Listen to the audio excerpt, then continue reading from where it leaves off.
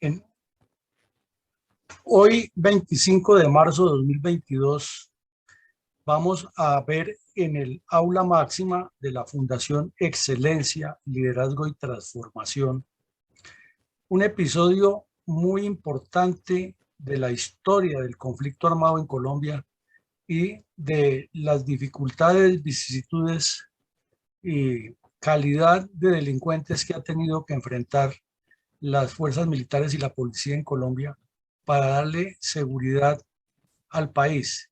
Y se trata de el audaz o la audaz, mejor, incursión del grupo terrorista M-19 al Cantón Norte, donde había un depósito de armas de distintos calibres y de distintas destinaciones de propiedad del Comando General de las Fuerzas Militares, el cual fue allanado de manera ilícita y audaz por este grupo terrorista mediante un túnel construido desde una vivienda particular ubicada cerca a las instalaciones militares.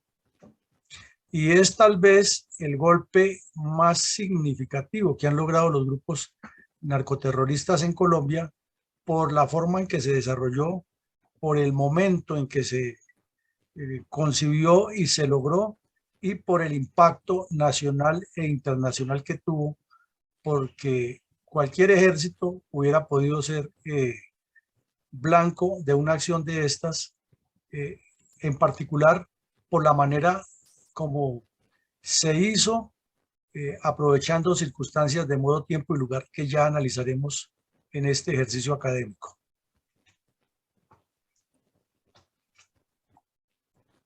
Coronel, entre 1973 y 1979, las cuadrillas urbanas y rurales del M-19, diseminadas en diferentes lugares del país, realizaron acciones sorpresivas y propagandísticas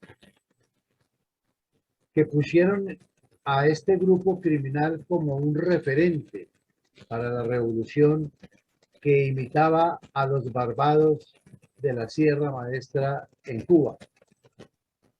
En ese orden de ideas, ¿quién era Jaime Bate Mancayón y cuál era el estilo de liderazgo de este terrorista? Bueno, entonces, para entender quién es el M-19 o quiénes fueron el M-19 y quién es Jaime Bate Mancayón, no se puede separar uno de otro, y entonces podemos entender lo que pasó. El 19 de abril de 1970 se celebraron las elecciones presidenciales y de parlamentarios en un ambiente muy tenso. El país estaba en un ambiente muy tenso por varias razones. Ya era el tercer periodo del Frente Nacional, el que iniciaba ahí, el cuarto periodo, el cuarto periodo, no, el tercer periodo del Frente Nacional, sí, el tercer periodo del Frente Nacional, el que iniciaba allí, y se daba como resultado que tenía que ganar un miembro del Partido Conservador, porque ya los otros tres lo han ocupado alternativamente dos liberales y un conservador. Entonces, con el acuerdo que se ha firmado en 1958, o sea, 12 años antes, el país debería tener, de acuerdo con ese pacto, a un conservador en la presidencia.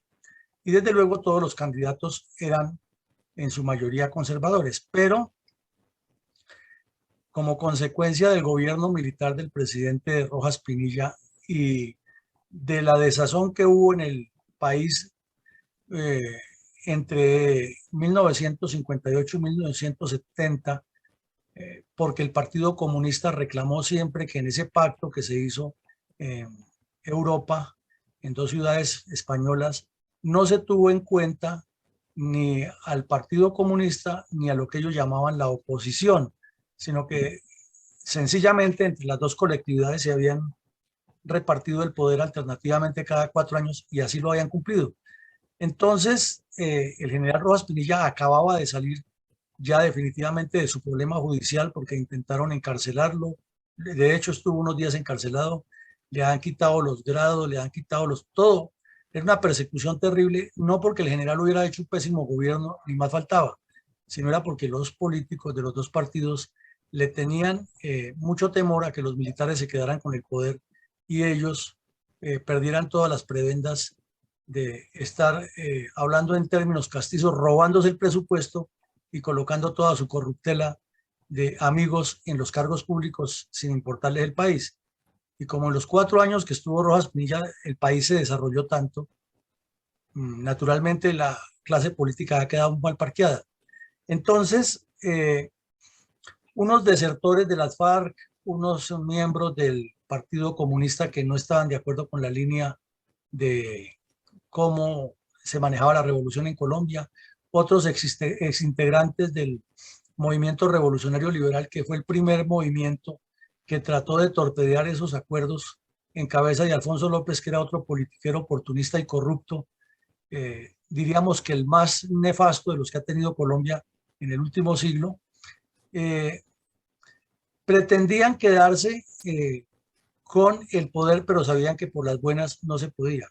Y entonces, paralelamente ocurrió un fenómeno similar al que estaba ocurriendo en Argentina con el peronismo, era que estos grupos ilegales, porque ya estaban en armas y andaban fuera de la Constitución y la ley, buscaron la forma de unirse al movimiento que encabezaba el general Rojas Pinilla, que era la Alianza Nacional Popular.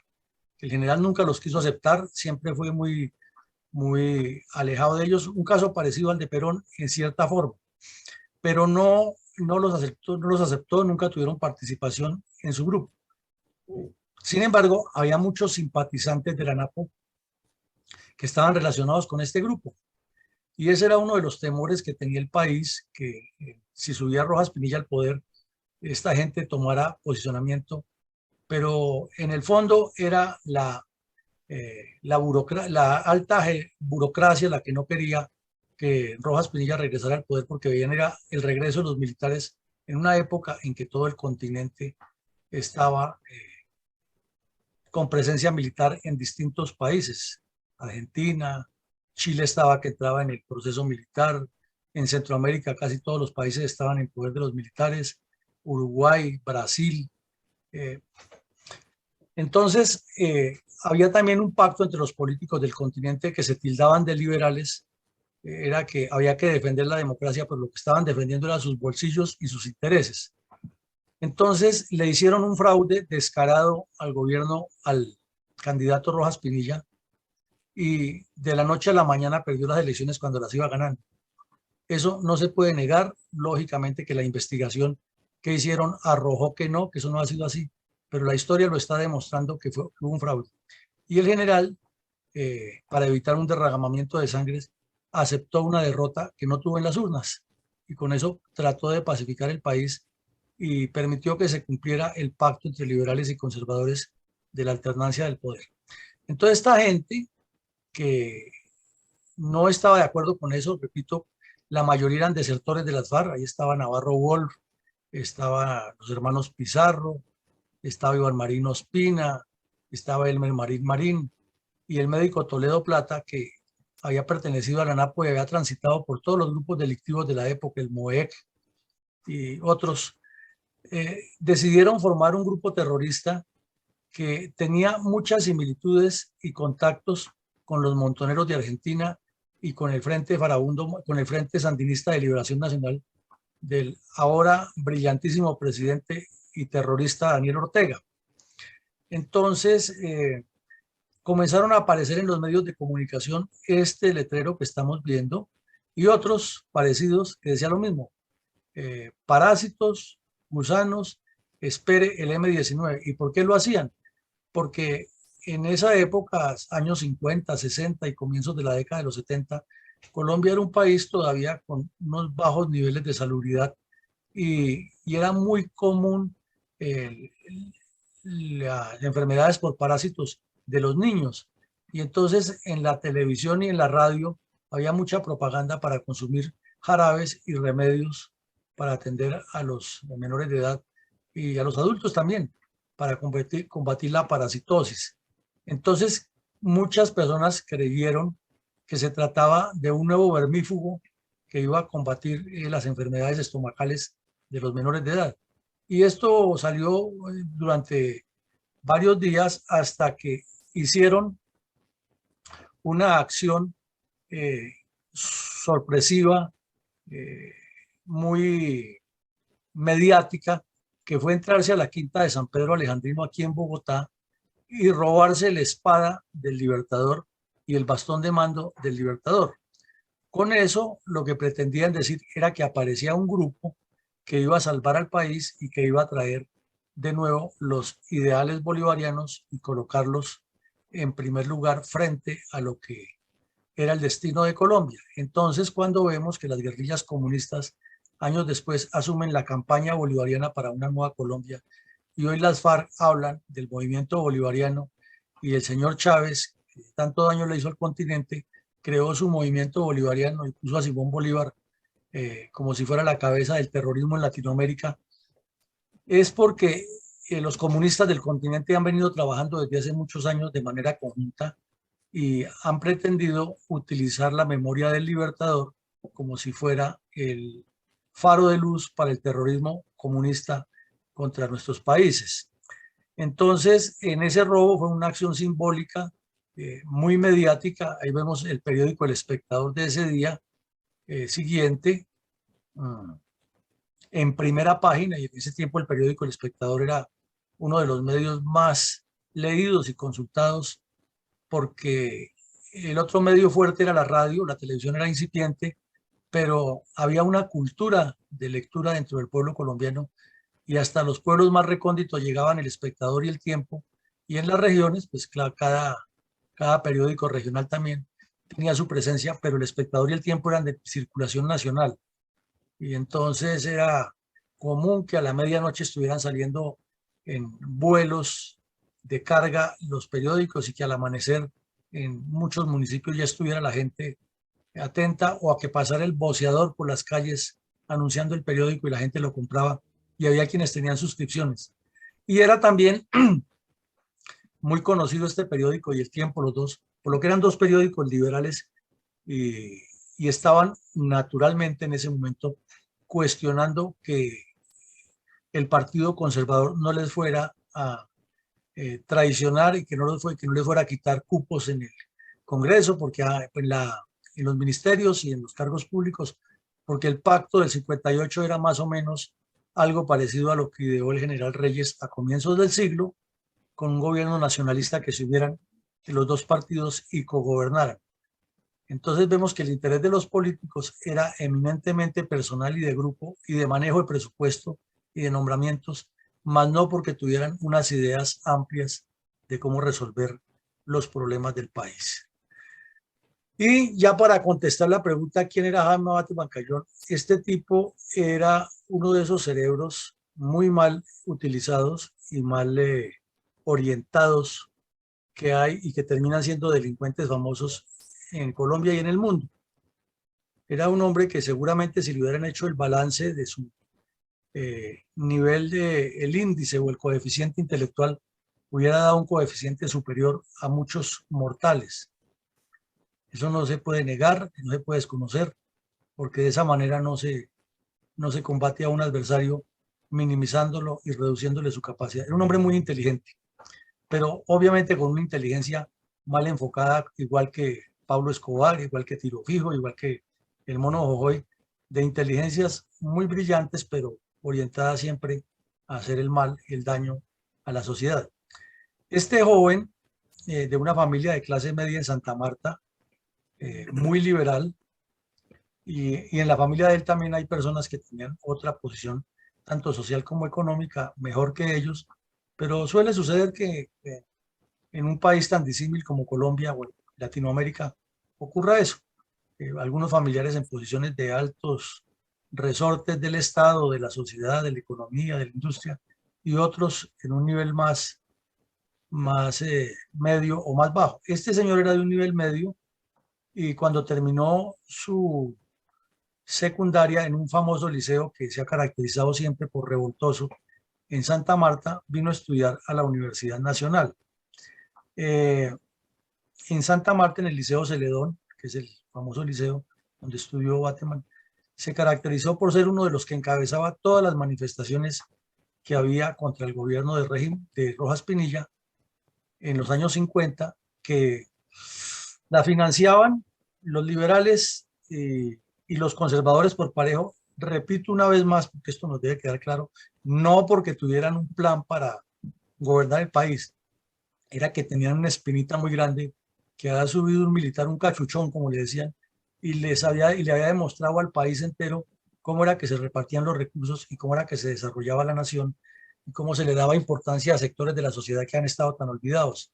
Entonces, a los jóvenes los estaban igual que ahora en las marchas, tenían sus corsarios de club, como decía un intelectual bogotano, que los motivaban para que salieran a protestar contra la dictadura, y desafortunadamente en una de esas protestas sacaron el batallón Colombia que acababa de llegar de Corea y en una pedrera de esas un soldado disparó y murió un estudiante y ahí se armó la de Troya, porque entonces desde las universidades y desde la izquierda y los liberales y conservadores por parejo, con tal de tumbar al general, movieron cielo y tierra, entonces el general se vio obligado a cerrar los periódicos y eso generó mucho más conflicto. Entonces Jaime Bateman se formó en Santa Marta al calor de ese escándalo y cuando llegó a Bogotá, la hermana de él era la concubina de un sujeto que en toda su vida se la pasó hablando de derechos humanos y de las libertades democráticas, que se llamaba Carlos Upegui, Carlos Romero Upegui, o Carlos Romero mejor, no Upegui, sino Carlos Romero. Y este sujeto era el jefe de la Juventud Comunista, que para la época era la que estaba nutriendo las guerrillas comunistas que estaban regadas ya por el país en varias regiones. Y obviamente Bateman, al entrar como estudiante, ser fogoso, venir de esas luchas estudiantiles, dijéramos un poco ingenuas y manipuladas, y con esa inteligencia que tenía, fue rápido que se convirtió en uno de los líderes de ese movimiento y fue el encargado de reclutar a muchos de los terroristas que después llegaron a ser cabecillas de las FARC, entre ellos Alfonso Cano y otros muy conocidos en las distintas regiones. Entonces, Bateman muy pronto, con ese espíritu que tenía, se ganó la beca para ir a estudiar a Rusia. Y en Rusia estudió para venir a ser un cuadro terrorista, un jefe de las FARC. Y llegó, pero en esa época estaba hasta ahora formándose las guerrillas de las FARC, no se llamaban FARC, todavía eran guerrillas comunistas. Y a estos muchachos los utilizaban, era para que fueran a los campamentos a darles doctrina política permanente a las guerrillas.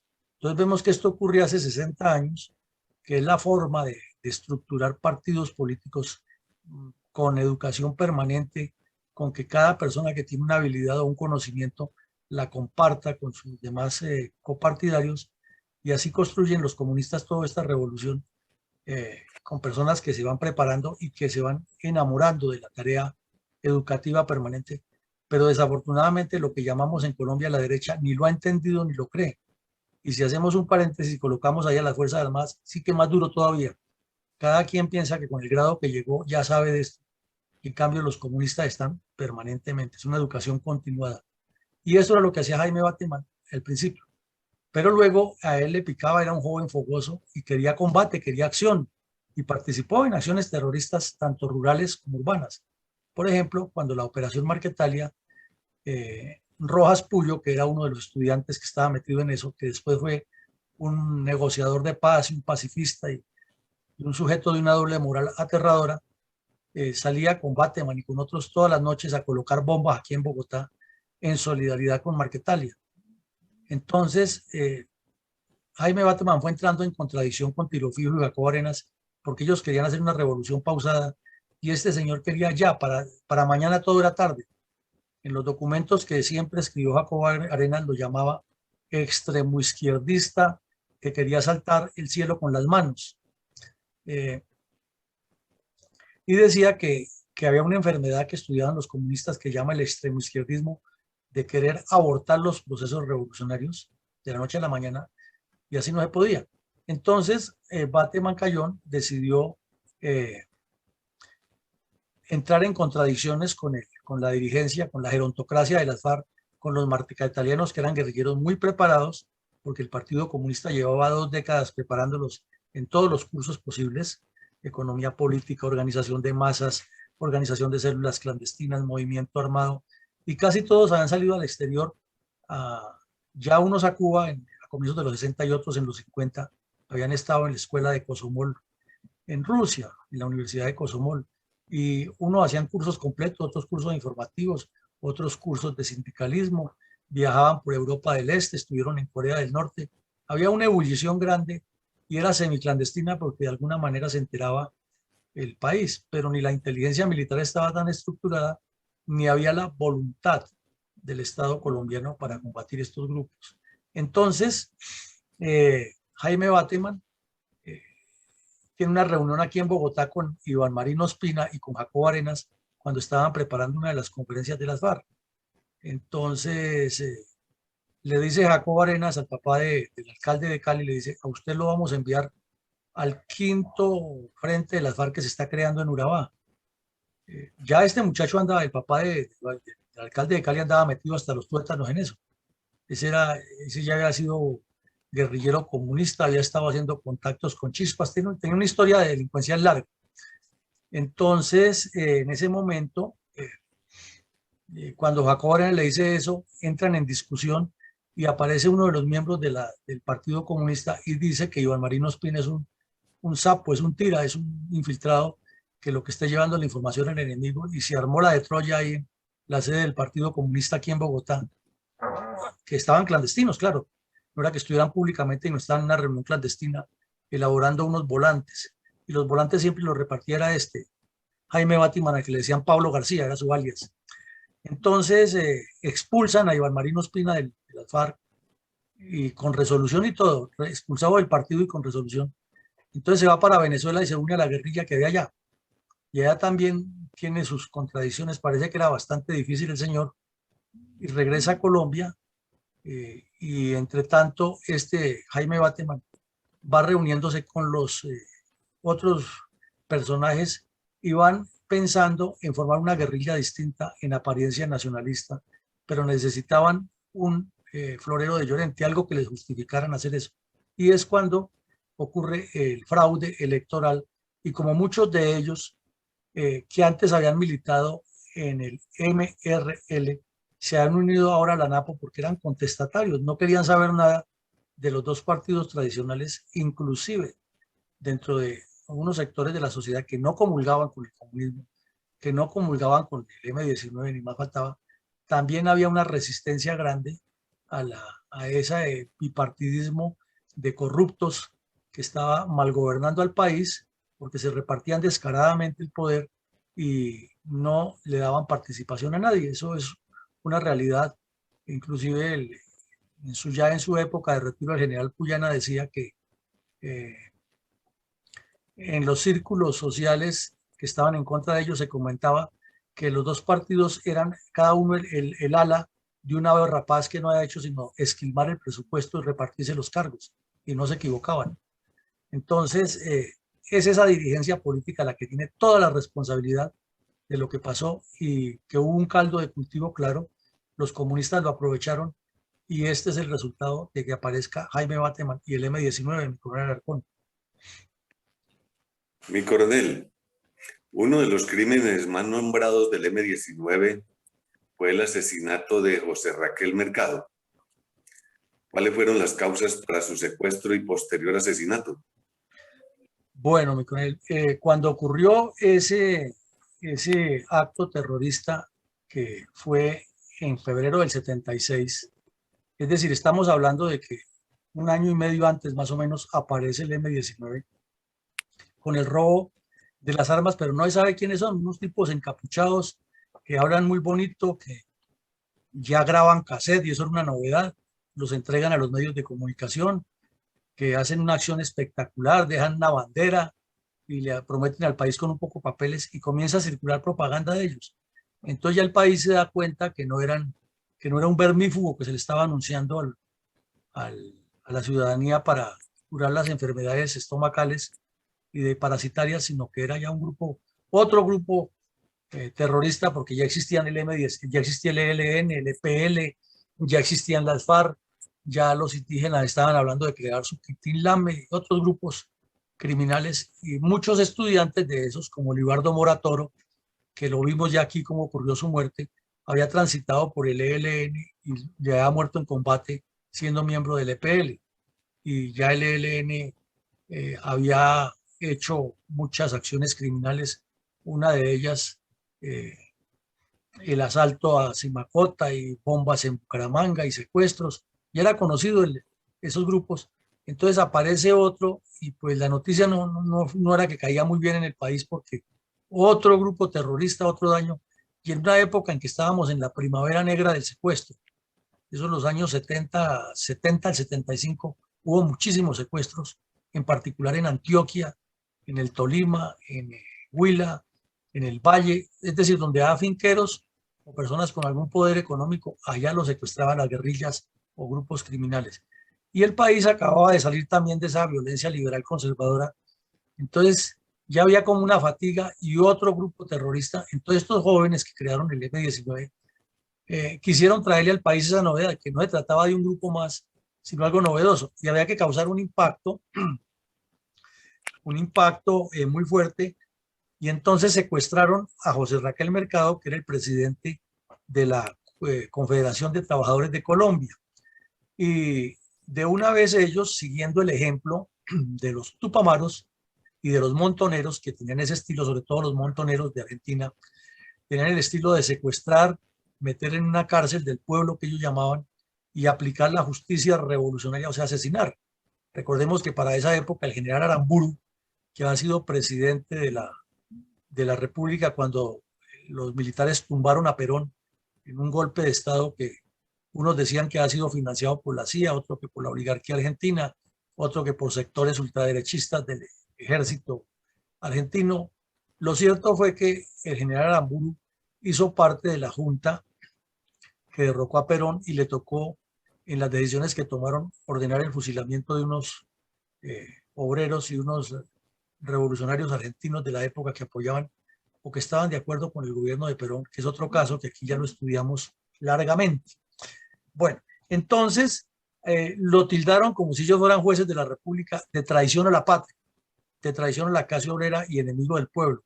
Y lo tuvieron secuestrado un tiempo, mandando comunicados y críticas, y un día cualquiera le avisaron a los medios que pasaran a ver a José Raquel Mercado, que estaba ahí cerquita al Parque del Salitre, en una glorieta que hay allí. Y cuando llegaron los medios y la gente, lo que encontraron fue el cadáver de José Raquel Mercado con un tiro en la cabeza. Entonces, ese impacto psicológico al país dio muchas vueltas, dio muchas temas de qué hablar, y siempre se quería saber qué había pasado. Y esta foto que vemos aquí es uno de los grandes documentales que elaboró el gran periodista y escritor Germán Castro Caicedo, que para ese tiempo trabajaba con el periódico El Siglo, y lo secuestraron los del M-19 porque ellos querían mostrarle al mundo qué era lo que había pasado.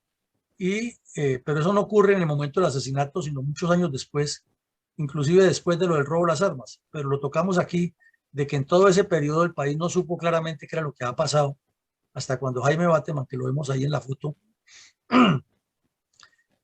ordenó secuestrar a Castro Caicedo y lo tuvieron en una especie de finca, dándole toda la información, grabándole cassette, y se quitaron las capuchas, se mostraron quiénes eran, y fue la primera vez que Jaime Bate de Mancayón dijo: yo soy Jaime Bate de Mancayón, soy el comandante del M-19, soy no sé qué, mi nombre es este y el otro es este, y todos se quitaron la capucha, y ya vamos a ver cómo ha comenzado eso. Entonces ahí cuentan cómo hicieron el crimen de Mercado, pero no se sale mucho de lo que ya habían dicho. O sea, ahí lo que le complementan es cómo lo tuvieron en cautiverio, pero lo demás, los argumentos y las razones, era que ellos representaban al pueblo, que representaban a los obreros, y que habían hecho un acto de justicia popular. Entonces, entre las contrapreguntas y los planteamientos que le hizo el señor Castro Caicedo, que era muy inteligente, Dijo, pero un momento, usted me está diciendo que representan a todos los obreros y eso no es cierto, porque en Colombia los que están sindicalizados son muy poquitos y son otra especie de oligarquía o de burocracia, así lo nieguen, y los sindicatos son esto y esto. Entonces Bateman, que era muy inteligente, se le salió por las ramas y dijo, es que ahí está el problema. El problema está en que no todos los colombianos están sindicalizados y el M19 lo que quiere es que todos los obreros estén sindicalizados para que todos tengan sus derechos y no sé qué. Todos sabemos que eso no es real, ni es posible, ni hay empresas que lo aguanten, ni todos los colombianos trabajan en empresas, pero el tipo era populista, era muy hábil para manejar la palabra y eso le calaba a la gente. Eh, por decir algo, a un taxista en esa época, porque Castro Caicedo lo cuenta en algunos documentos, él le preguntaba, ¿a usted cómo le parece la propuesta de que el M19 los sindicalice a todos para que tengan derechos? Y el taxista decía, claro, perfecto, es que eso tiene que ser así, no sé qué, porque es que la revolución, o sea, estaba metido en el ADN.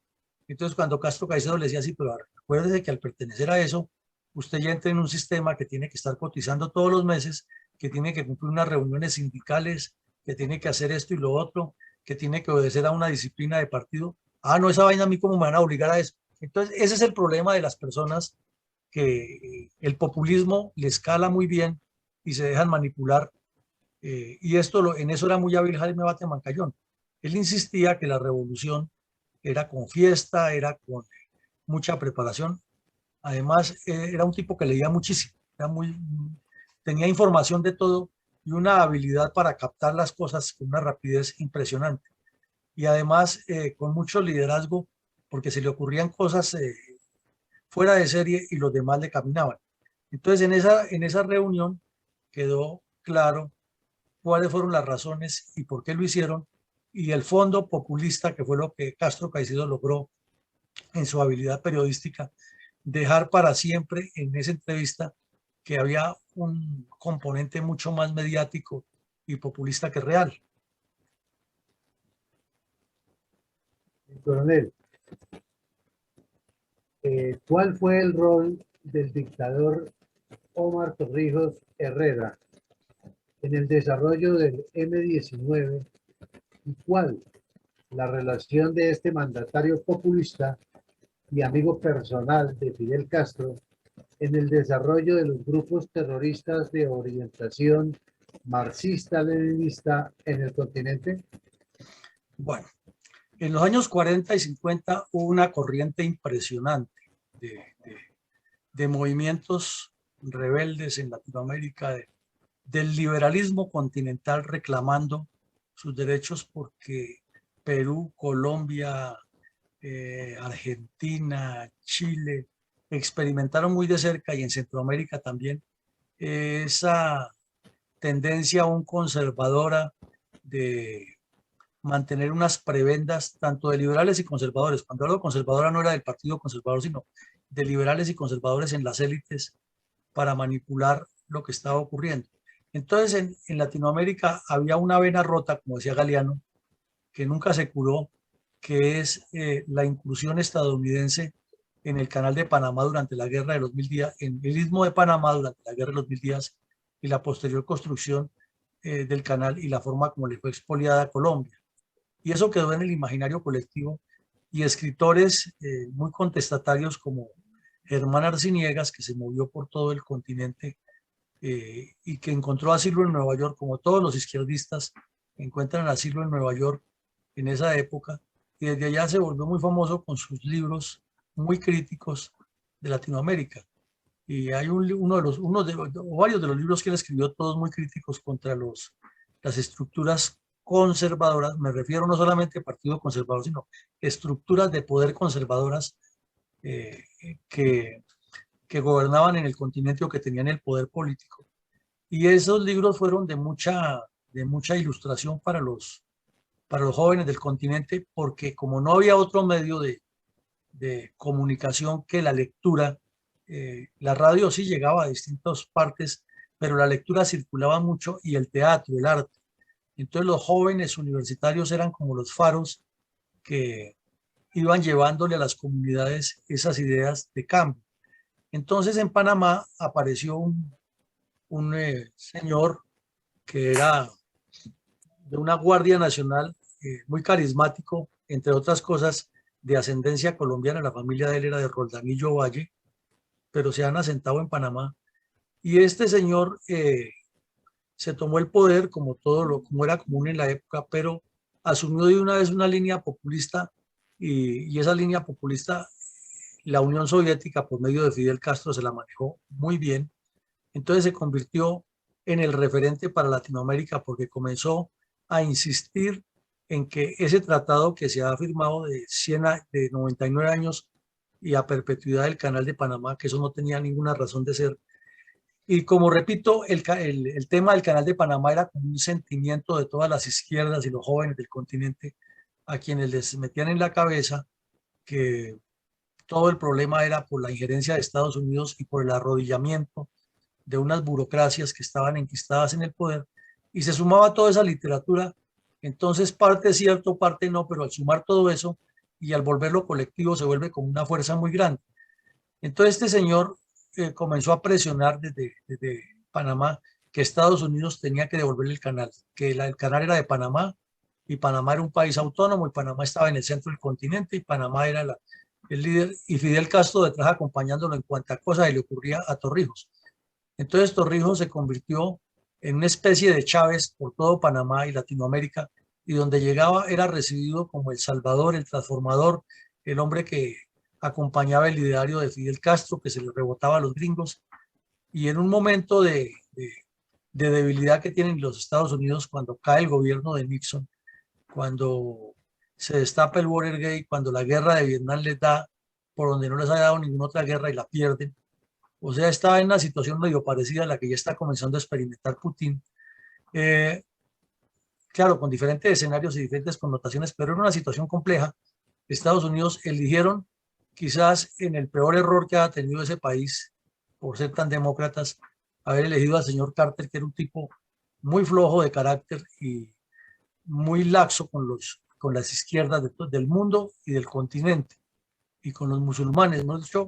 Era como completico el señor para ese tema. Entonces, Carter accedió rápido y se firmó en el 77, cuando todavía faltaban 22 años o más, faltaban como 25 años para que se cumpliera el pacto del tratado. Accedió y ahí sí fue Troya, mejor dicho, si el señor tenía subido el ego por haber recuperado el canal, ahora sí que lo tenía alto porque era el líder de Latinoamérica, era el hombre que en los estrados judiciales le ha ganado y diplomáticos le ha ganado una pelea a los gringos, y ahora el canal era de Panamá, era un patrimonio de Latinoamérica, bla, bla, bla. Entonces, digamos que sí tenía razón en que si el canal está en territorio panameño tiene que ser eso, pero no para haberse convertido en el adalid y en el reflejo de la izquierda latinoamericana. Entonces, Nicaragua tenía otro conflicto internacional con Estados Unidos y se lo ganaron también a Carter. Y lo ganaron tan pronto subieron los sandinistas. Entonces, desde que los sandinistas estaban en el avance al poder, en el avance hacia la toma del poder, el señor Torrijos era el enlace directo de los sandinistas con muchos grupos terroristas y era un jefe de Estado, o sea, un papel como el que después hizo Chávez y Correa. Era el jefe de Estado que le servía de contacto a los grupos terroristas de Centroamérica con los de Sudamérica. Entonces, por Panamá desfilaban tupamaros, montoneros, Sendero Luminoso, el Patriótico de Chile, terroristas brasileños, colombianos, nicaragüenses, hondureños, mexicanos, cubanos, jamaiquinos. Cuanto bandido necesitaba integrarse con el resto de delincuentes del continente, pasaba por Panamá y allá encontraba cobijo con la dictadura de Torrijos y eran recibidos como los héroes del momento. Y lo mismo los dirigentes de izquierda que estaban identificados con eso. Entonces, por eso vemos en la foto de la derecha a Omar Torrijos cuando ya los comunistas nicaragüenses ganaron la revolución. Aquí lo vemos con uno de estos terroristas nicaragüenses que era muy, muy activo, Tomás Borge, ahí lo vemos, está con él. Había otro que llamaba Bayardo Barce, que fue muy famoso en la revolución sandinista, muy amigo de Torrijos. Entonces Torrijos ya era un contacto para el M-19 y era un contacto para todos estos grupos delictivos. Mi coronel, ¿cuál fue la intervención del escritor izquierdista Gabriel García Márquez en el robo de las armas del Cantón? Aquí vemos una foto histórica, no nos la estamos inventando nosotros, es del mismo periódico comunista Voz Proletaria, en el cual el 12 de mayo de 2014, el señor Carlos Lozano, otro personaje de esos siniestros que ha tenido Colombia, que está aquí en la foto detrás de García Márquez, que todo el tiempo de su existencia estuvo dedicado a legitimar a las FARC, a escribir a favor de ellos. Él era un propagandista de las FARC. Escribió un artículo que lo tituló así: La militancia de Gabo en el Partido Comunista y sus recuerdos en las guerrillas de Villarrica. Resulta que casi nadie sabía que en el año 53, cuando las guerrillas comunistas en Villarrica crearon ese emporio de terror y de hechos criminales que algunos los hemos relacionado en este espacio, tenían a un propagandista infiltrado en el periódico El Espectador que se llamaba García Márquez, Gabriel García Márquez. Y aquí lo vemos al lado de Gilberto Vieira, otro de los sujetos que más mal le hicieron al país promoviendo el terrorismo, cuando decía que el Partido Comunista no tenía el honor de ser el jefe de las FARC. Así decía, no tenemos ese honor. Y aquí tenemos a Rojas Puyo, que era el estudiante de la universidad que en los años 60 colocaba bombas y que después Belisario Betancur lo nombró de mediador entre él y las FARC en los diálogos de paz del 82. Entonces, este documento corrobora lo siguiente, que en uno de los allanamientos al M19 aquí en Bogotá, por eso colocamos documentos originales para que no se diga que es que estamos haciéndole publicidad que no es. En uno de los documentos originales aparece una foto del Frente Sandinista de Liberación Nacional, en que se prueba que el M19 tenía contacto con ellos. Entonces, si sumamos Torrijos, M19, Torrijos, Canal de Panamá, Frente Sandinista de Liberación Nacional, o sea, los nicaragüenses, quiere decir que tenían contactos directos y permanentes. Y aquí tienen a unos secuestrados, ahí los ven ustedes, los secuestrados, y las dos banderas, eso tiene mucho significado. Quiere decir que estaban trabajando en llave, y están los terroristas con la capucha cuidando a los secuestrados que tienen ahí, de los tantos que secuestró el M19. Entonces, en los allanamientos que se hicieron con ocasión del robo de las armas, que ya lo veremos, pero que nos va corroborando todo lo que estamos hablando, se les encontraron estos gases paralizantes, que son una novedad aquí en Colombia. Eso no se conocía aquí en Colombia, eran unos secretos que tenía la policía de algunos países adelantados y algunas fuerzas militares, pero aquí ya el M19 los tenía. Y lo mismo se les encontró, además de lo que ustedes alcanzan a ver, hay mucho dinero y documentos, se les encontraron unos equipos técnicos que para la época eran de mucho nivel, como miras telescópicas, de esos aparatos que le colocaban a las cámaras de fotografía para que tuvieran mejor ángulo y mejor capacidad de tomar distancias, etcétera, de fotos de mayor calidad.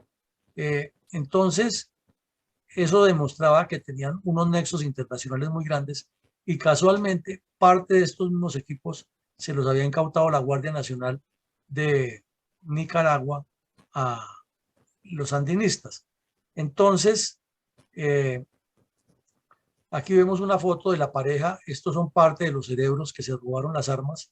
Este es la señora Esther Morón, que después estuvo trabajando en el noticiero 1, Noticias 1, cuando se desmovilizaron y el gobierno les dio casa, carro y beca. Y este es el señor Rafael Arteaga, un girardoteño, los dos eran de Girardot, que fue el otro que fue cerebro del robo a las armas.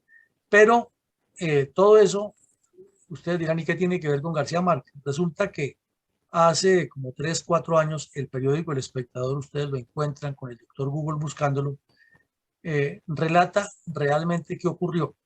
Resulta que en 1978, el Frente Sandinista de Liberación Nacional se tomó el Palacio de Gobierno en Nicaragua, en Managua, y fue uno de los golpes trascendentales que fue como la antesala a la toma del poder, porque de allí se hizo una negociación grande y sacaron de la cárcel a un poco de bandidos, entre esos a Daniel Ortega.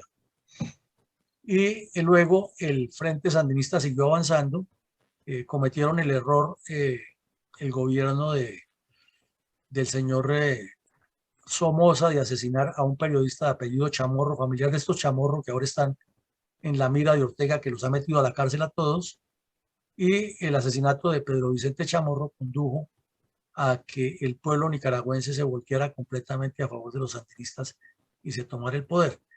Y de los favores que le había hecho la revolución sandinista, que estamos hablando de que todavía no se han tomado el poder, miremos los tiempos. La toma del poder en Nicaragua ocurre el 20 de julio, el 19 de julio de 1979, y el robo de las armas es en enero del 79, o sea, 7 meses antes, para que tengamos bien claras las fechas y lo que pasa.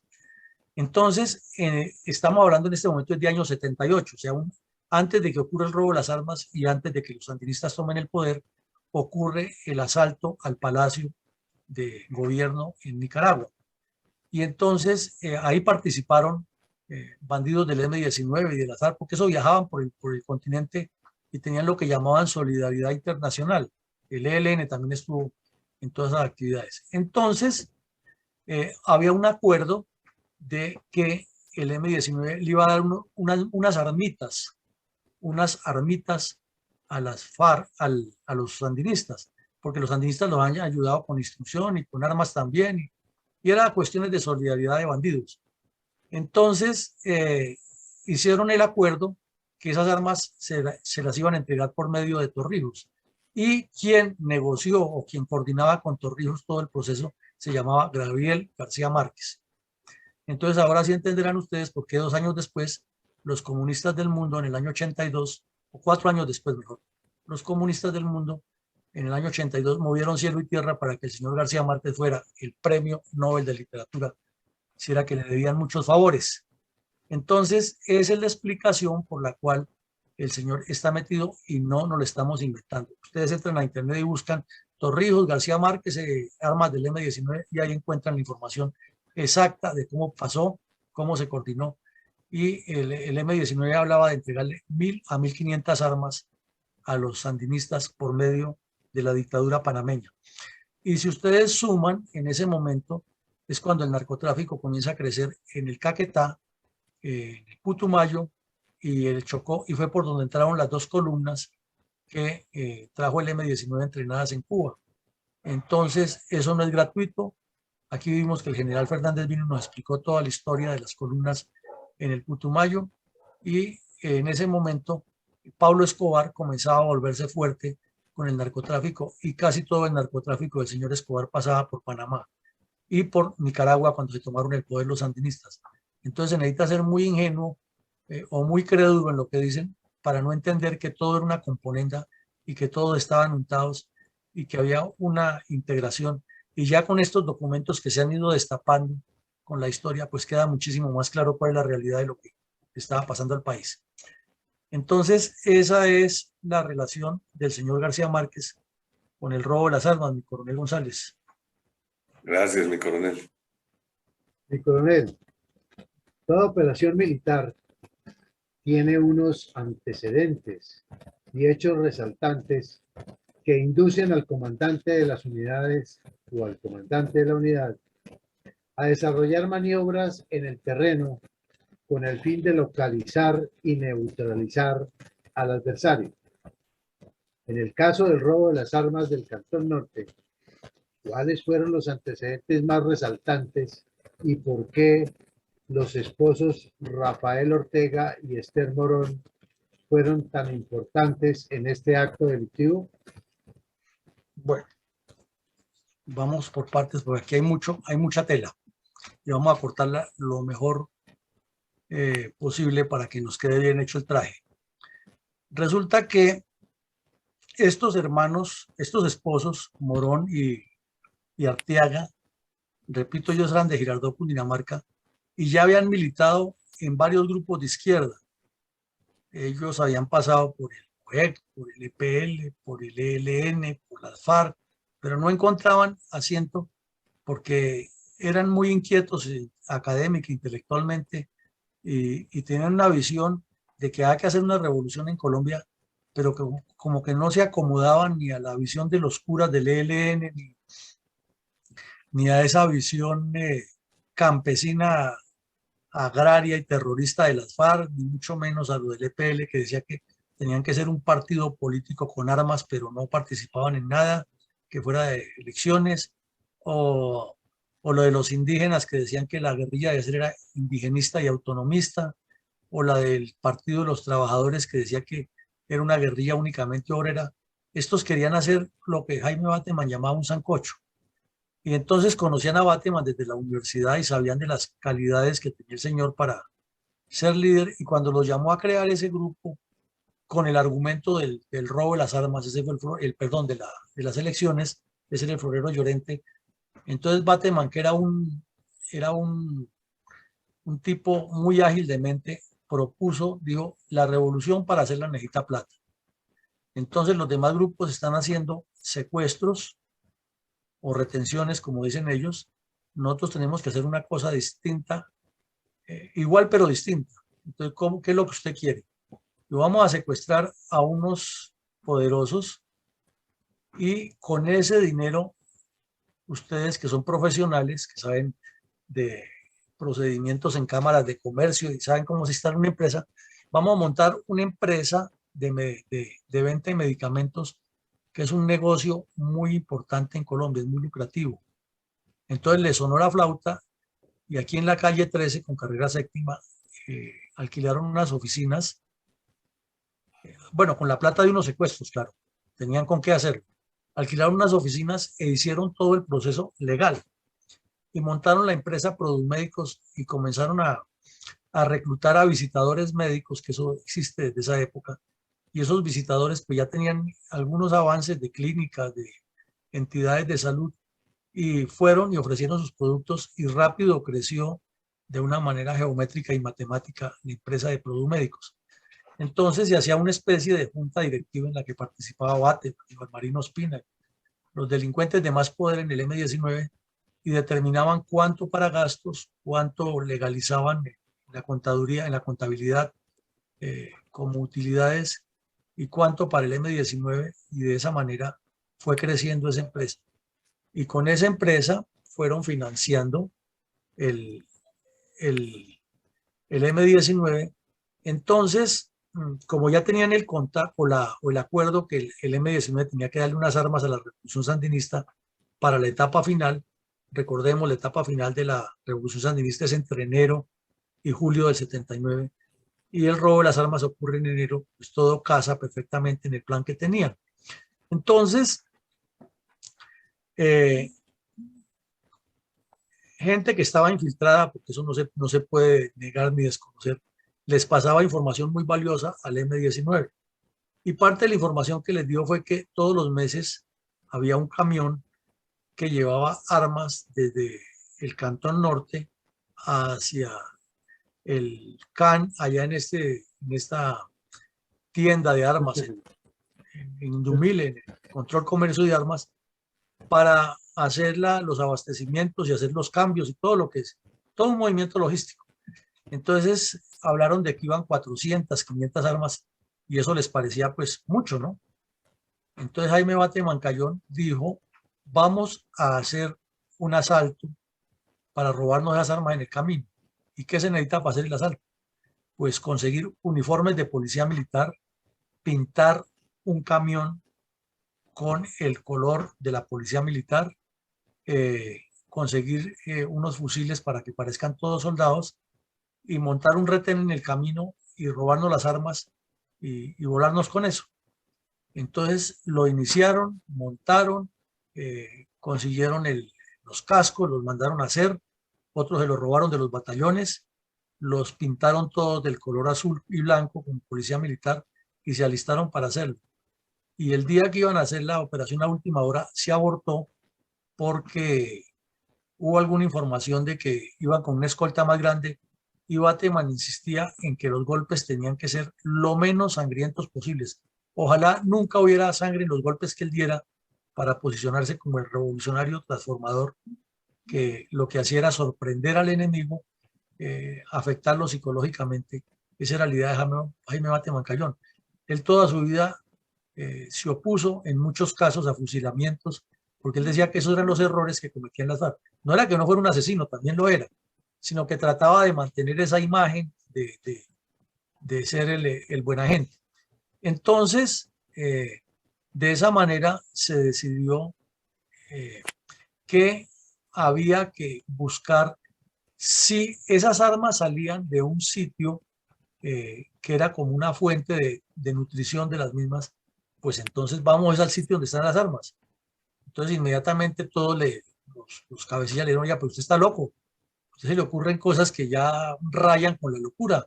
¿Cómo nos vamos a meter en un batallón donde hay tanques, donde hay, porque era en el mismo cuartel del grupo Rincón Quiñones, y ahí había tanques, había ametralladoras, había centinelas por todos los lados, y había mucha tropa? ¿Cómo nos vamos a meter allá? Eso es un suicidio, porque todos pensaban que él estaba pensando era en entrar por asalto allá, reducir a los centinelas y, y, y entrar al depósito, robarse un poco de armas y salir.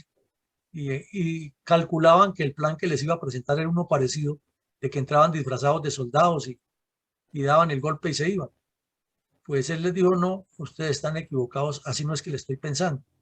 Resulta que yo ya he ido de noche al cantón, ya tengo ubicado el sitio, y si lo tenía ubicado es porque alguien le había dicho de adentro. Eso no, eso pasa como en los robos de los bancos.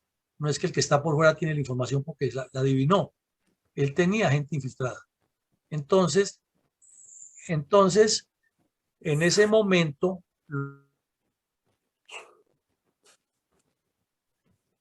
bueno, ya la perdí otra vez. Entonces, en ese momento, Jaime Bata Mancayón les esboza el plan. Les dice, no, es que yo no estoy proponiendo que nos metamos por la fuerza, sino al contrario, vamos a entrar sin que utilicemos la fuerza. ¿Cómo así? Es que yo ya fui y miré y ese depósito parece una ballena azul de noche, porque por fuera es pintado de color gris, pero por la noche con la lluvia bogotana, que llueve casi todos los días en Bogotá, decía Bateman, y la luz que hay le da una tonalidad azul y con la forma gorda que tiene parece una ballena. Entonces vamos a entrar a esa ballena, es por debajo. Entonces los otros le dijeron, ahora sí se le corrió mal el champú, usted está más loco todavía. Yo no estoy loco. Es que ya estoy mirando casas alrededor del cantón y vamos a comprar o alquilar una casa de esas y desde ahí comenzamos a hacer un túnel. Pero esto es un golpe porque el tipo era acelerado, buen costeño. Eso hay que hacerlo es antes de que termine este año, porque la revolución sandinista está pidiendo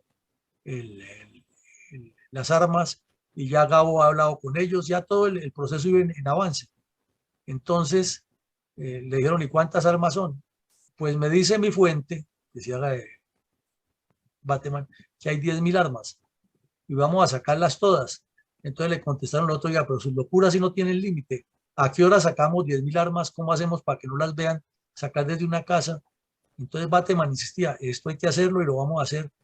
Y rápido hicieron los reconocimientos y como si fuera mandado a hacer, encontraron dos casas, de las cuales finalmente escogieron una. Una estaba para la venta y la otra estaba para arrendar. Y la de arriendo era con promesa de compraventa. Pero pues de todos los recursos que tenía el M19 no le alcanzaban, entonces tuvieron que meter en esa triangulación de garantía a la empresa de Produmédicos. Y desde luego, como los que manejaban la empresa de Produmédicos eran los mismos que iban a dirigir la cuestión de la construcción del túnel, tenían esa dificultad de que no podían estar presentes y, y, y en la empresa entonces se les complicaba el trabajo allá y las ventas bajarían. Además, los empleados que trabajaban en la empresa pues eran funcionarios normales, no eran miembros de la guerrilla. Ellos no tenían por qué saber todo lo que estaba pasando, pero con los antecedentes que tenía sobre todo la señora ya había sido investigada, no los podían,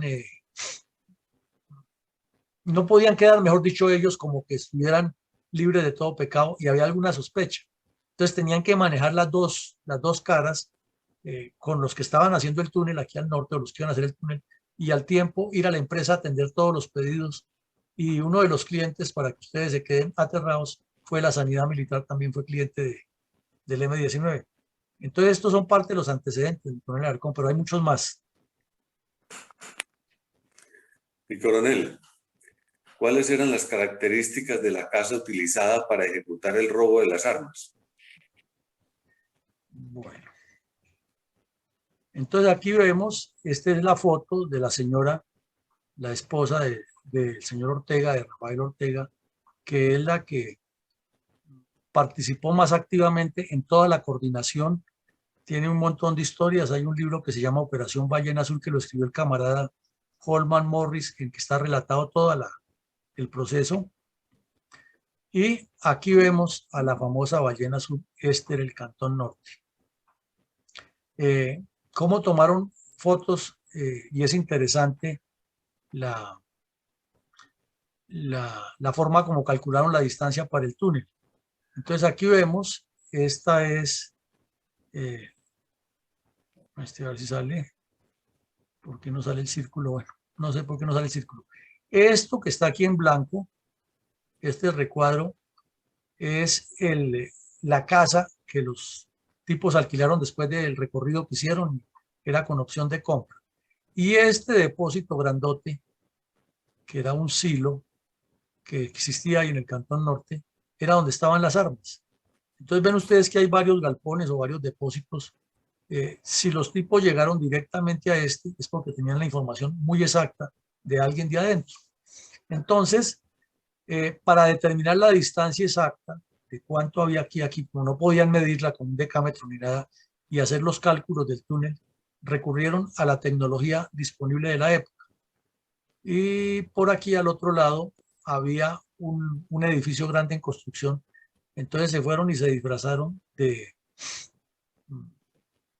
especialistas en desarrollo urbano con chalecos y le dieron ahí para la gaseosa al vigilante de la construcción un fin de semana, que si los dejaba entrar a mirar cómo se iba a hacer el desarrollo urbano de esa zona en esa época.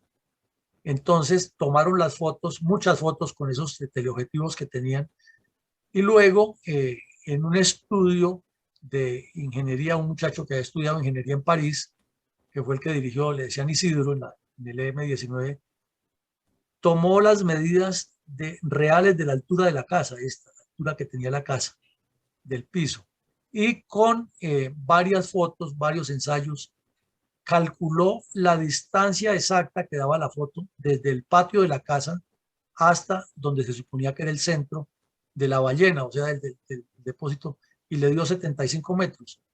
Y lo mismo, pues hizo el cálculo de cuál es el azimut que daba desde este sitio al otro, y con ese azimut se dirigiría debajo de tierra de manera muy artesanal la construcción del túnel. Entonces, él hizo varios estudios, no hizo uno solo, no tomó decisión, hasta que llegaron a la conclusión que eran 75 metros. Resulta que a este lado había una garita, a este lado había otra garita, y por aquí más o menos quedaba la entrada a la guardia.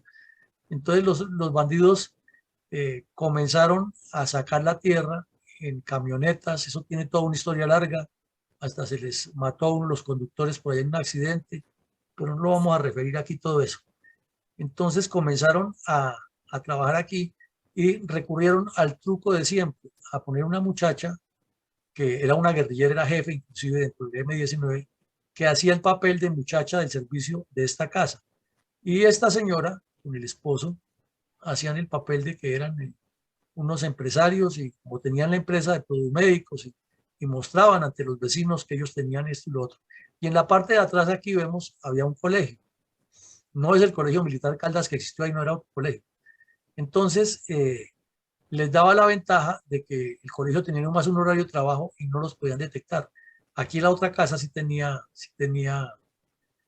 ocupantes normales, entonces lo mejor era mantener el televisor y el radio prendido todo el día y tratar de ocultar la cantidad de gente, porque entraba mucha gente, pero la disculpa fácil era que eran clientes para la empresa de Produmédicos y que ellos distribuían para todo el país, y lograron convencerlos que eran como normales.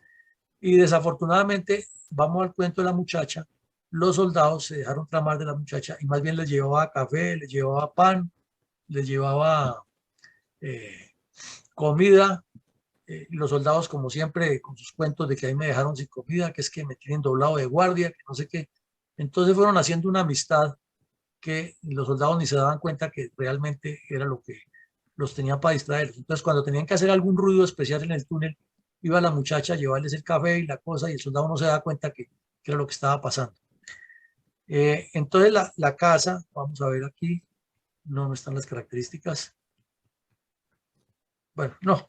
Entonces, la casa era una casa normal, como ustedes la ven, de 2 plantas, y aquí ellos vivían como una familia normal, inclusive tenían 2 niños que estaban en un colegio, y uno de los guerrilleros del M-19, el que se mató después en un accidente, era supuestamente el conductor de la empresa y de la familia, y cuando ya el túnel comenzó a entrar en la parte de desarrollo mayor, entonces el conductor salía con los niños todos los días a las 5 de la tarde que llegaban del colegio y se los llevaba para Unicentro y los tenía hasta las 8 o 9 de la noche allá, comprándoles helados, llevándolos al cine, distrayéndolos para...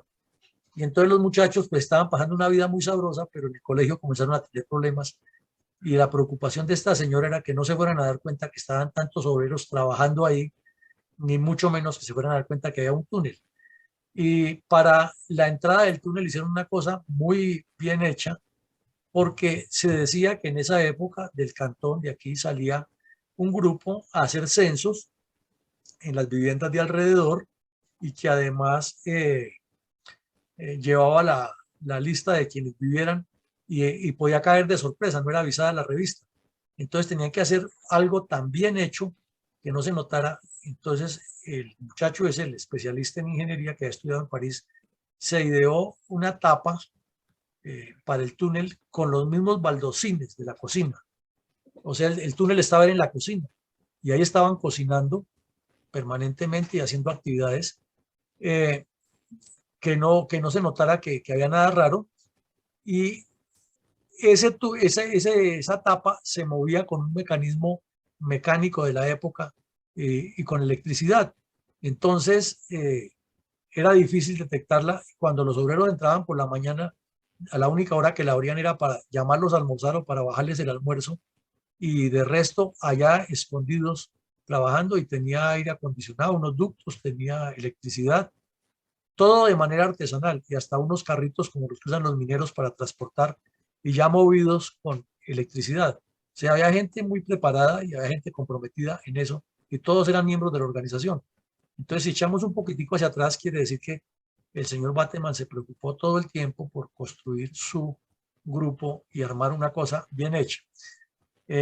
Entonces la casa reunía muchas condiciones que ellos necesitaban. El garaje era grande, otra cosa que les salió de una vez como a pedir de boca.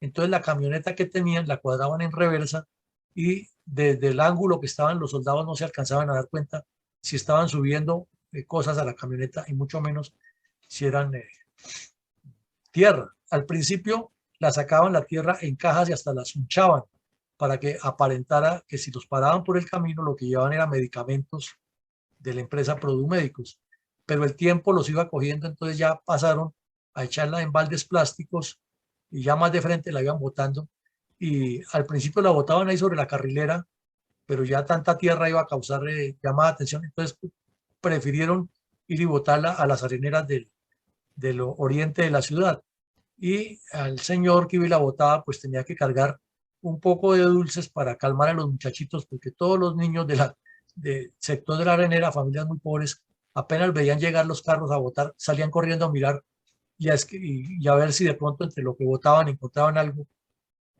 para ellos.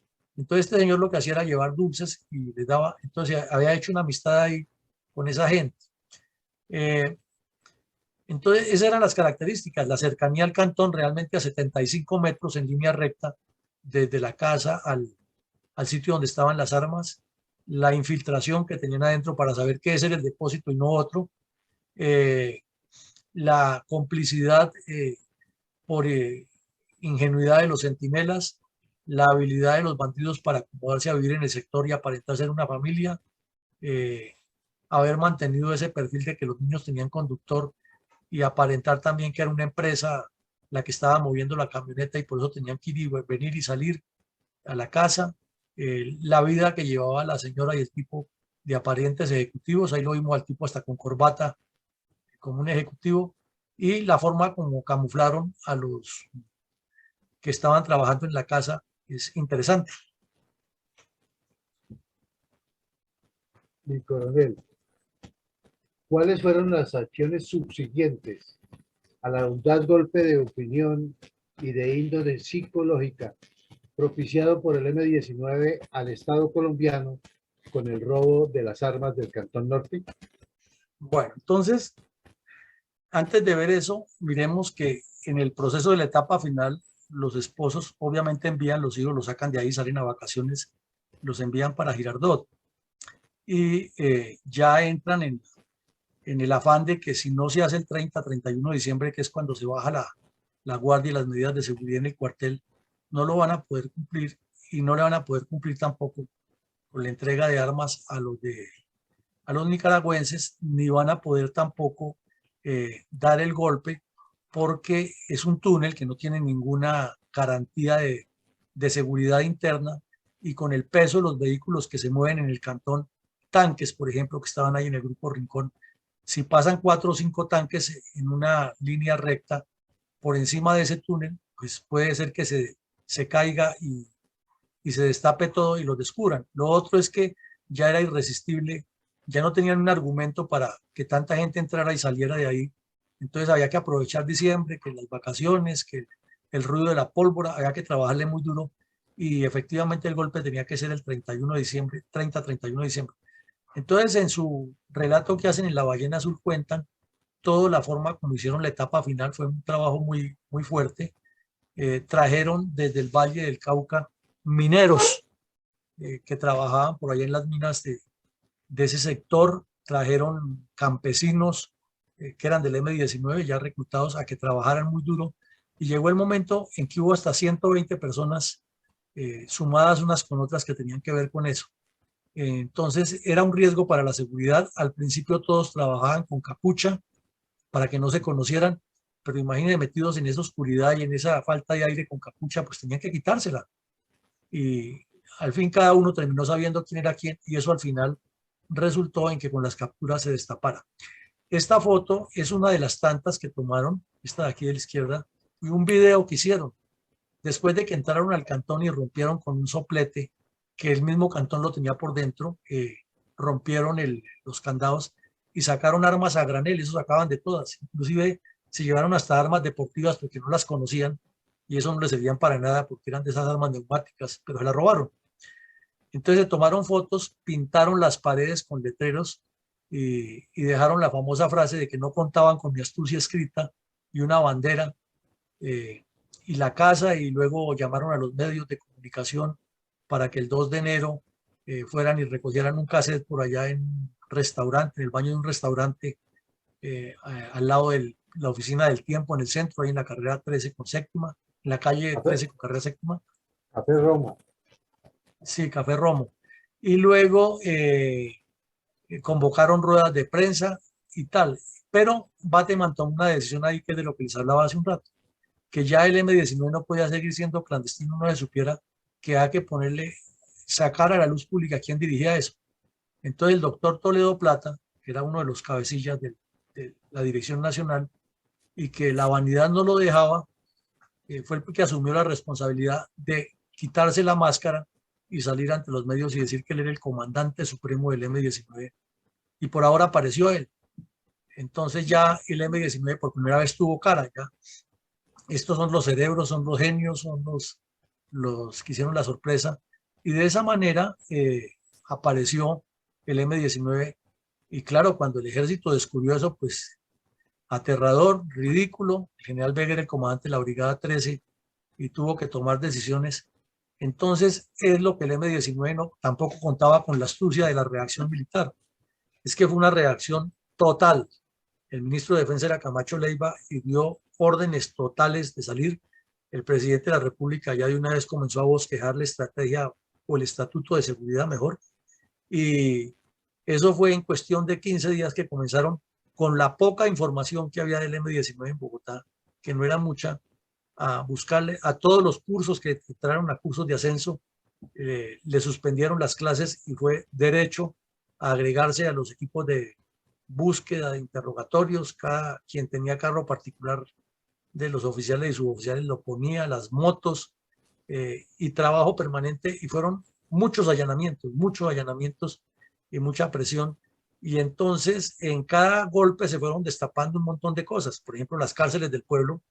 En una de esas estaba secuestrado un señor que era el gerente de la Texas Petroleum Company, por quien estaban pidiendo en ese momento $5 millones de esa época, por la liberación, para seguirlo financiando. Y en ese momento, cuando fueron a registrar la casa, ahí tenían una cárcel del pueblo enterrada a 7 metros bajo tierra. Y cuando los tipos se vieron obligados a decir que ahí estaba la casa, que ahí estaba la cárcel, porque ya la información que tenían los que iban a hacer los allanamientos era muy, muy buena, y tenían experiencia de que han encontrado otras cárceles del pueblo en Bogotá, en Cali, en Medellín, y todas eran más o menos con el mismo estilo, con ascensores y con unas construcciones bajo tierra y operadas desde las cocinas o operadas desde algún sitio de la casa que no causara sospecha. Entonces allí, cuando los detectaron, los terroristas lanzaron una granada donde estaba el señor Nicolás Escobar Soto, y murió el gerente de la empresa esa en ese rescate, pero se les destapó también esa cárcel. Entonces la presión militar fue de día y de noche, fue impresionante eso. Fue muy duro el trabajo de los que estaban haciendo los cursos y de los que estaban de planta, y se recuperaron prácticamente todas las armas. El M-19 habla de que sacaron 7.000 y dan una explicación de que ellos las iban contando y empacando en costales, pero que lo que no tenían tiempo era de decir el número de las armas y hacer como una relación más clara, sino por cantidades, tantas carabinas M1, tantas fusiles, tantas pistolas, y que para ellos fueron 7.000 porque fue la orden que les dio Bateman hasta el último momento. Primero dijo 2.000, pero no, es que hay muchísimas más, entonces pasemos a 4.000, no, que es que todavía quedan muchas, pasemos a 6.000, hasta que ya ellos mismos le dijeron, no, es que no alcanzamos más, y tampoco hay espacio donde guardarlas. Las caletas que ya se habían previsto en diferentes lugares de Bogotá, también construidas bajo tierra y con unas connotaciones especiales. Además, porque tuvieron que comprar mucha vaselina, galones de 55 galones de vaselina para embadurnarlas y guardarlas, y no les alcanzaba ya, o sea, y el tiempo y la gente que tenían y el estrés que han tenido, porque eso no era fácil lo que hicieron, trabajar bajo tierra y luego salir a lo otro, tenían muchas complicaciones. Entonces, ellos dicen que son 7.000, el ejército pasó un parte oficial de 5.000 y que se recuperaron 4.072, algo así. Lo cierto es que fue una cantidad grande de armas las que robaron.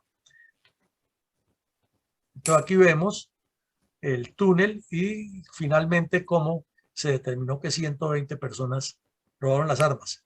Se ve por la construcción del túnel que fue hecho por personas que tenían conocimiento, que le pusieron mucho empeño, que fue un trabajo arduo y que alrededor de 120 personas trabajaron allí. Cuando publicaron el informe, resulta que en esos días el general Camacho Leiva había dado una declaración y había dicho que ante tanta inseguridad que había en el país, cada ciudadano debía armarse como pudiera. Y entonces los tipos le sacaron esta mofa, que es, y lo hicimos, le dimos 5.000 armas para el pueblo. Entonces, en esas actividades posteriores, como pregunta mi coronel, aquí se ve en una casa en el barrio Prado Veraniego, al norte de la ciudad, la cantidad de fusiles que se encontraron. Eso es aterrador, y proveedores, y todo eso fueron pistas que fueron sumando una con otra. Por aquí vemos cómo dejaron la casa llena de letreros y con mensajes. La puerta la dejaron entreabierta y con un papel, y llamaban a los periodistas para que fueran, pero ningún periodista se atrevía. Entonces, cuando ya se descubrió de dónde venía el túnel, pues el ejército lo acercó inmediatamente. Pero miren ustedes todos los elementos que tenían y cómo lo dejaron tirado, y las paredes llenas de pinturas y de marcas. Y aquí vemos otra foto de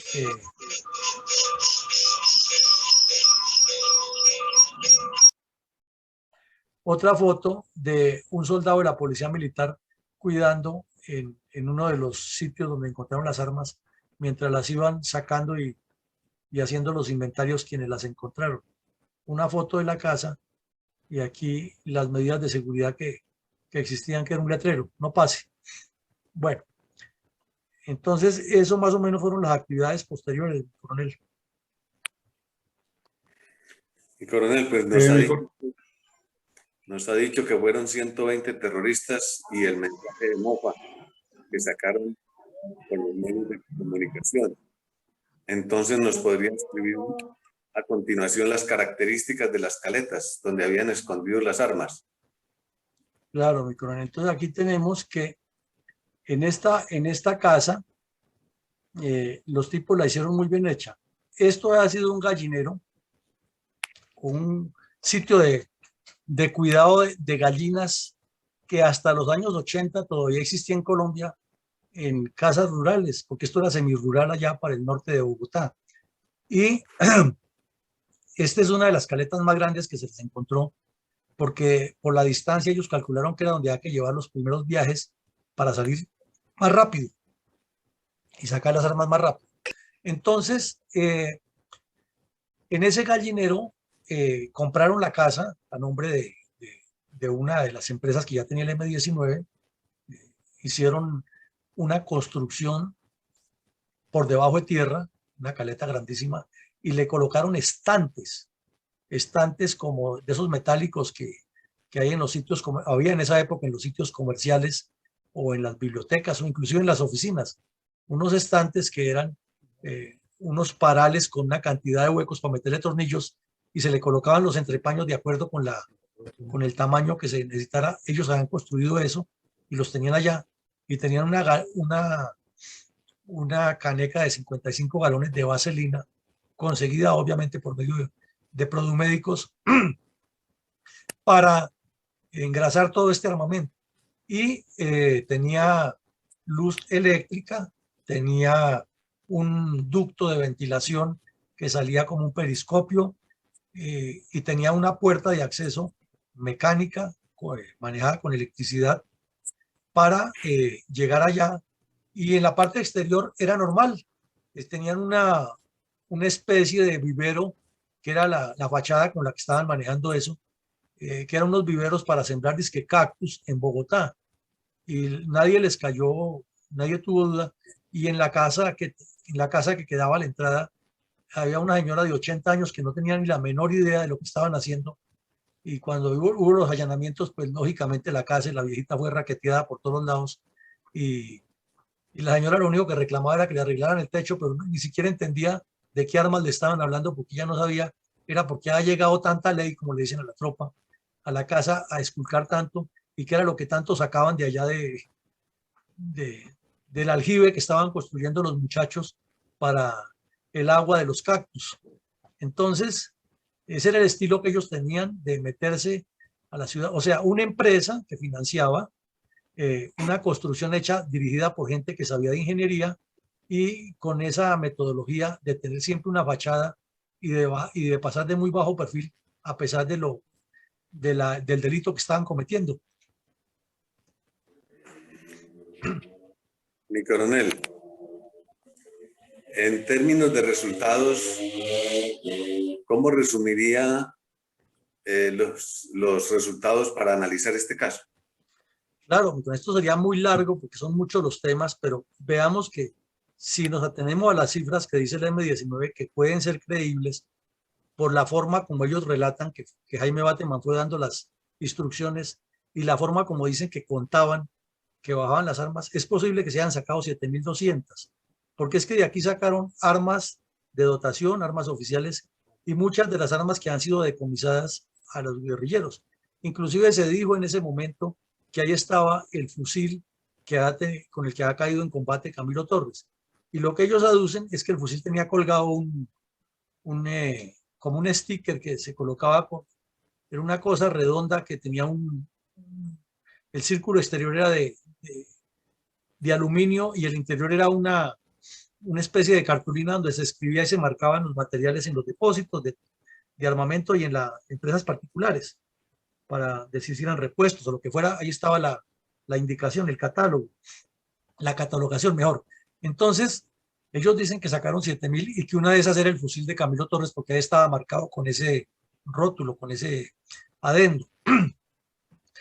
Otro resultado es que la seguridad de las fuerzas militares quedó burlada y gústenos o no nos guste, hay que reconocer que la audacia de Jaime Bata Macayón fue superior a la seguridad que tenía el cantón y que fue un golpe demoledor, impactante, ridiculizante, desmotivador, que generó mucha suspicacia y que generó mucha crítica y sospecha de muchas personas que trabajaban allí, porque el primer sospechoso naturalmente tenía que ser el encargado de ese depósito, a pesar de que no tenía ni idea de lo que le estaba pasando.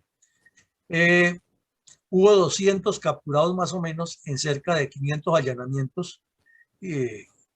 Claro, más capturados que fueron liberados rápido porque no tienen nada que ver y otros que sí estaban comprometidos. Se recuperaron 4.072 o 4.702, no recuerdo bien el número, de armas físicas contadas, pero hubo unas que llegaron al Caquetá, otras que salieron del país y nunca se supo exactamente cuántas. Se ha especulado muchísimo, pero habría que mirar son los documentos del expediente judicial para llegar a una conclusión exacta.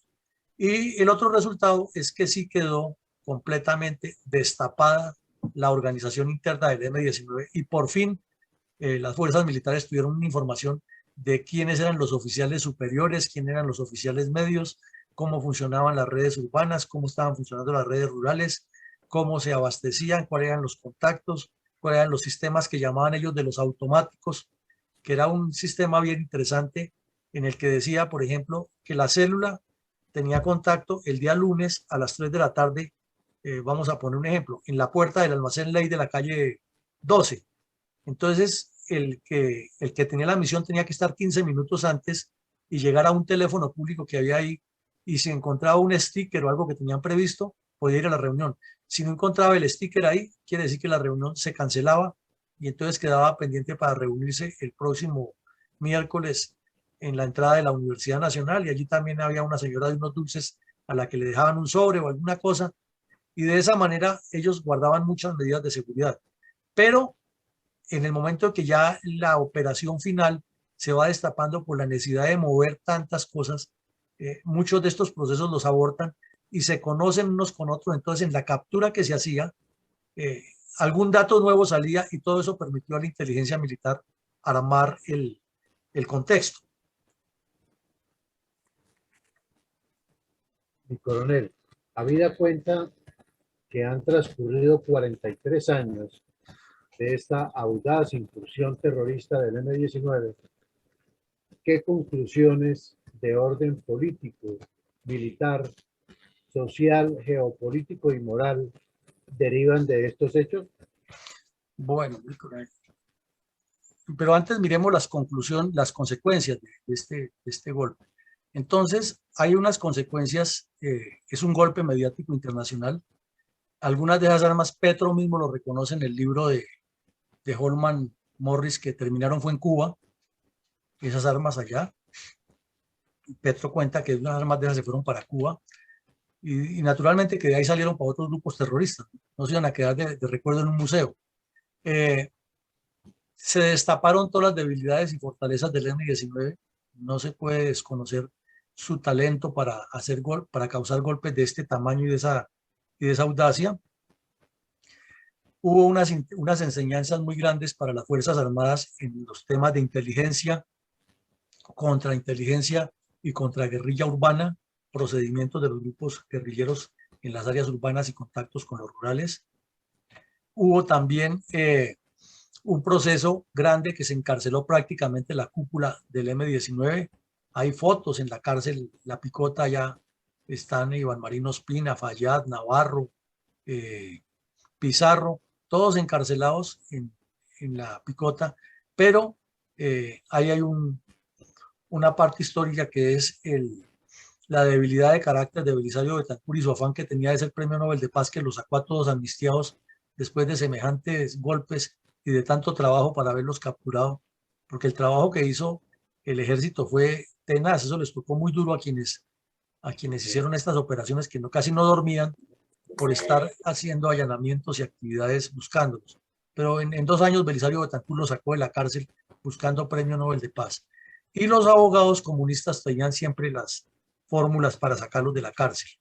Eso generó el Estatuto de Seguridad de Turbay, tan cuestionado hoy en día por los famosos defensores de derechos humanos, pero fue lo que realmente permitió actuar con dureza y haber evitado que Colombia hubiera caído en la desgracia en ese momento, porque las fuerzas militares y de policía tenían unas facultades especiales para actuar rápido donde hubiera indicios de nexos con la guerrilla, y eso pues les incomodaba muchísimo a los comunistas, como les incomoda hoy el SMAT y los bombardeos a los campamentos. Vemos que la historia lo que pasa es que se repite de acuerdo con las connotaciones de cada época.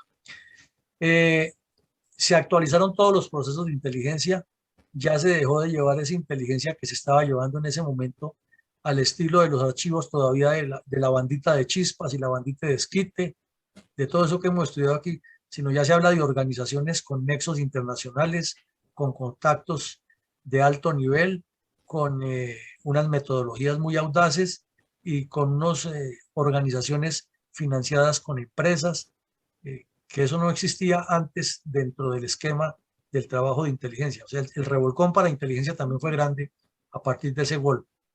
Y desde luego obligó a un mejoramiento en el entrenamiento de las tropas. Hay fallas todavía y las sigue habiendo porque nunca es perfecto, pero sí se mejoró mucho la instrucción de las tropas y se mejoró también en los cursos. Mucha información de esta que se ha debido manejar todavía más intensamente, pero mejoró, sobre todo en los cursos especializados como el de lanceros y inteligencia. Se mejoró mucho en estos campos. Inclusive ya inteligencia abrió un curso especializado de entrevistadores o interrogadores que no existía antes, otro de métodos de entrada que tampoco existía, y de ahí pues se fue mejorando la inteligencia técnica y lo que tenemos ahora, que es un servicio bastante efectivo, con algunas fallas como todo, pero es efectivo. Y ya para las conclusiones que pide mi coronel Alarcón, entonces vamos a darlas muy concretamente. En el campo militar, lo acabamos de ver, el aprendizaje fue grande y todavía se puede analizar mucho y aprender de cómo se organiza un grupo de guerrilla urbana, como una organización, no un grupo no un grupo terrorista pequeño, sino una organización armada puede entrar a una unidad militar, causar un golpe incruento. Es otra especie de operación jaque, así no nos guste, pero es una especie de operación jaque que nos hicieron los bandidos al Ejército Nacional. Y dejó mucha enseñanza en el campo militar. En el campo social, como siempre lo insistimos aquí, queda en deuda el Estado colombiano en enfocarse en la educación para evitar que los jóvenes terminen siendo cooptados por estos discursos populistas como el que hablábamos al principio, y por esta tendencia a que la solución a los problemas del país es volverse comunista y volverse delincuente. Eso no lo ha podido entender ni la dirigencia política ni el Estado colombiano, y ahí está una falla grandísima. Ahí hay una fuente nutriente para atraer permanentemente jóvenes a la guerrilla. En el campo político es que si se suma lo social con lo geopolítico, que lo vamos a ver enseguida, entonces quiere decir que es la dirigencia política la que no ha tenido la claridad para enfocar el problema y coger el toro por los cachos, como se dice coloquialmente. Porque tampoco se le ha dado la importancia a las áreas geopolíticas donde las guerrillas se asientan. El M-19 se asentó en el Valle, que tiene una importancia capital en la geopolítica colombiana. Se asentó aquí en Bogotá y Cundinamarca, donde está el epicentro del poder. Se asentó en Antioquia, se asentó en el Tolima, siguiendo la misma línea de las FARC, pensando en la toma del poder hacia el centro del poder político del país, hacia el centro de gravedad, y se asentó en Bucaramanga para ser el epicentro del nororiente del país, con extensiones a la costa atlántica. Nunca la dirigencia política lo vio así, lo han considerado como un problema de seguridad nacional o de seguridad pública que lo deben asumir las fuerzas militares y de policía. Y en el campo moral nos quedan muchas reflexiones, es como los educadores que son pagados con recursos de los colombianos se convierten en trampolín y multiplicadores para que los comunistas infiltrados vayan a meterle ideologías, ideas revoltosas a los jóvenes y que talentos tan especiales como el de este señor Jaime Bateman, con su brillante inteligencia que tenía, o la de Camilo Torres, que era otro hombre muy inteligente, terminen siendo bandidos y haciéndole daños al país, en lugar de utilizar esa inteligencia para hacer proyectos de desarrollo nacional o generar empresa, crear empleo, educar personas, estructurar proyectos de desarrollo, porque imagínense ustedes una persona con la audacia o la inteligencia de este tipo Bateman Cayón o del cura Camilo Torres, empoderándolos para que manejen un ministerio como el de Obras Públicas o de Educación o de Salud, que tienen tanta cobertura en el país, o el mismo de Educación. Son personas que hubieran podido aportarle muchísimo al país en esos campos y no formando bandidos ni haciendo daño al pueblo. Entonces, antes de darle la palabra, porque creo que hay personas que quieren hablar, queremos escuchar primero a mi coronel González con sus conclusiones muy puntuales que nos trae todos los días, después la lectura de los comentarios de mi coronel Alarcón y luego pasamos a escuchar a los asistentes que me imagino que tienen mucho que decir hoy, que es un tema bastante interesante. Gracias, mi coronel. Pues unas enseñanzas que podemos sacar de este episodio de hoy, que ha sido tan rico en actividades, movimientos, ideas y transformaciones, es quizá haciendo un recuento nuevamente, como la vez pasada, rápido, de lo que ha sido todo este proceso evolutivo de la violencia, el terrorismo, el crimen y el delito en Colombia. Comencemos como así lo fue, que comenzamos partiendo de la muerte de Gaitán y el Bogotazo, que fue un hecho de destrucción y violencia muy fuerte. Y nuestras conferencias y nuestros conversatorios prácticamente comenzaron en esa época. Entonces, partiendo de ahí, que fue a finales de la década de 1940, entonces después tuvimos una otra década, la de 1950, la de 1960, para hablar en términos generales, porque no se pueden hacer delimitaciones específicas, porque estos no son fenómenos aritméticos, sino difusos, y las transformaciones se van produciendo en forma progresiva. Entonces podemos decir que esa década estuvo cargada fue de violencia política, la que se presentó entre liberales y conservadores, en medio de la cual también se dio puesta el gobierno militar, que trató de apaciguarlo, que lo apaciguó mucho, y que se caracterizó por bandoleros como, por ejemplo, ya lo mencionamos, el capitán Franco, el bandolero de los Llanos Orientales de Guadalupe Salcedo, y los del Tolima, los del norte del Tolima, el sur del Tolima, y el Quindío, etcétera, etcétera. Después de eso, entonces, volvió a resurgir el terrorismo, pero ya fue más delincuencial en la década de 1960 a 1970, de toda ese abanico tan amplio de alias, de Chispa, Sangre Negra y todos esos que hasta en su nombre causan temor por sus alias. Y eran entonces bandoleros que unas veces decían ser con una ideología política, liberales o conservadores, otros eran por su cuenta, otros eran al servicio de terratenientes, otros eran simplemente por sobrevivir, y muchos de ellos por venganzas personales que habían sido, porque sus familias habían sido afectadas por la violencia política anterior. Entonces guardaban rencores, y en esa década del 60 entonces se dedicaron a venganzas.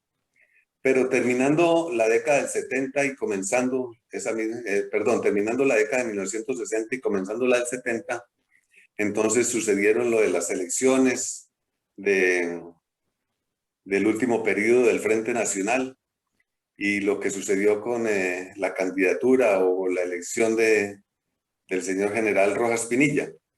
Y eso suscitó entonces el surgimiento del M-19, sin que, dejando en claro que para los finales de los 60 se habían creado las FARC ya como un grupo terrorista, distinto al que tenían los anteriores cuadrilleros o bandoleros que ya mencionamos.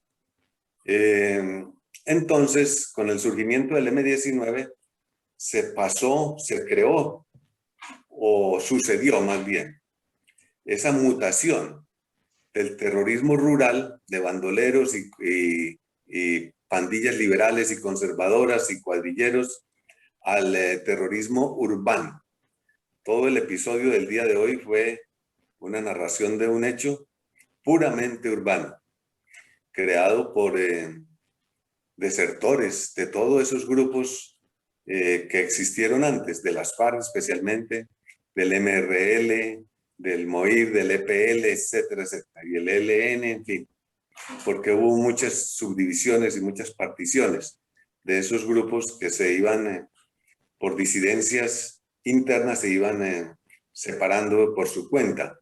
Pero aquí entonces se transformó.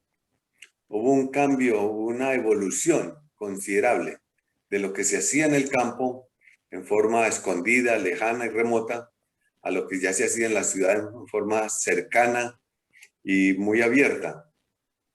Pero que de todas maneras en todo este proceso había un contacto político partidista de estos grupos armados violentos. Ellos trataban de justificarse con teorías y con conceptos políticos de comunismo, otros de sindicalismo y otros de hasta inclusive de conceptos religiosos, porque debemos tener en cuenta que hasta prelados de la iglesia cayeron en esa turbulencia de violencia y de terror.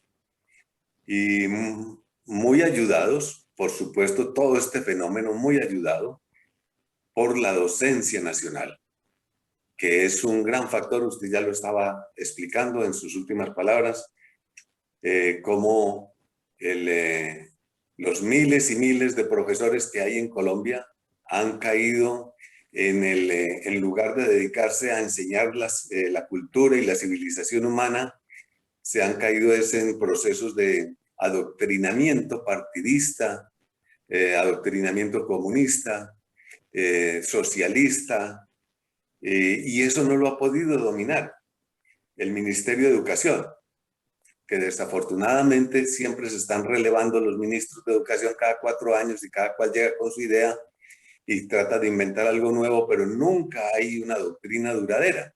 La única institución estable, continuada y sólida en conceptos, dogmas y doctrina y cultura han sido las Fuerzas Armadas. Porque como ya lo dijimos, hasta la Iglesia, que ha sido una institución muy conservadora, ha podido mantenerse al margen de este torrente de cosas que nos han sucedido y que nos han impedido el desarrollo y el progreso nacional estable, continuado, creciente, acumulativo y sinérgico.